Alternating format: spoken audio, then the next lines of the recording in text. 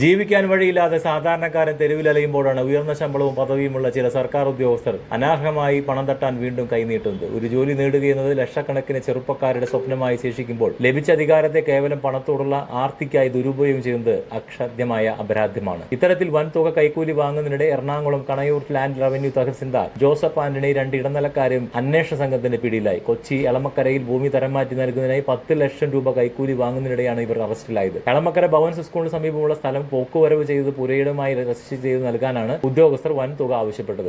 അടിസ്ഥാന നികുതി രജിസ്റ്ററിൽ നിലമായി രേഖപ്പെടുത്തിയിരുന്ന ഭൂമി വിൽക്കാൻ ഉടമ ശ്രമിച്ചപ്പോൾ കൈവശാവകാശ രേഖ ലഭിക്കുക സാങ്കേതിക തടസ്സം നേരിടുകയായിരുന്നു. തുടർന്ന് ഏജന്റുമാർ വഴി തഹസിൽദാരെ സമീപിച്ചപ്പോൾ തരം മാറ്റലിനായി 10 ലക്ഷം രൂപ ആവശ്യപ്പെടുകയായിരുന്നു. ഇതിൽ 2 ലക്ഷം രൂപ പണമായും 8 ലക്ഷം രൂപ ചെക്കുമായാണ് നൽകിയത്. എന്നാൽ ഒരു റവന്യൂ ഉദ്യോഗസ്ഥൻ തന്നെ നൽകിയ രഹസ്യ വിവരത്തിന്റെ അടിസ്ഥാനത്തിൽ ഡമ്മി പരാതിക്കാരനെ രംഗത്തിറങ്ങി അന്വേഷണ സംഘം അഴിമതിക്കാരെ കൈയോടെ പിടികൂടുകയായിരുന്നു. ചെറിയ ആവശ്യങ്ങൾക്ക് പോലും സാധാരണക്കാരെ പിഴിഞ്ഞെടുക്കുന്ന ഇത്തരക്കാരെ സസ്പെൻഡ് ചെയ്തോ സ്ഥലം മാറ്റിയോ നിർത്തിയാൽ മാത്രം പോരാ, പാവപ്പെട്ടവന്റെ കണ്ണീരൊപ്പാനും ഭരണ സംവിധാനത്തെ ശുദ്ധീകരിക്കാനും അഴിമതിക്കാരായ ഇത്തരം ഉദ്യോഗസ്ഥരെ സർവീസ് മേഖലയിൽ നിന്ന് തന്നെ ശാശ്വതമായി തുടച്ചു നീക്കുന്ന അതികഠിനമായ ശിക്ഷാ നടപടികളാണ് ഉണ്ടാകേണ്ടത്.